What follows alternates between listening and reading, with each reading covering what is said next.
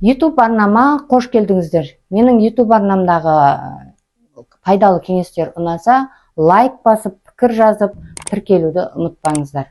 Бүгін мен сіздерге қазір күз мезгілі болғаннан кейін терезе ашсақ, дала жел болса, мынау қатты ашылып кетеді да былай қарай. Мен осыған байланысты бір пайдалы кеңесіммен бөлісемін. Ол үшін бізге мынандай қағаздарды бекітетін бекіткіштер керек. Бірақ бізге мына кішкентайы жарамайды. Бұны қоя саламыз. Бізге үлкені жарайды. Неліктен? Терезені ашамыз. Содан кейін мына қыстырғышты мына жерге қыстырамыз. Мына темірін көтеруіміз керек.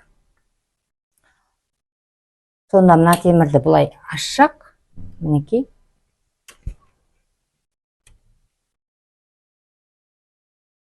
Бойына сәйкес келтіріп қою керек, мінекей.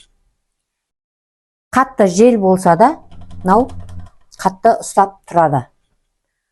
Бұл терезенің алдына гүл қойғанға, барлығына да пайдалы.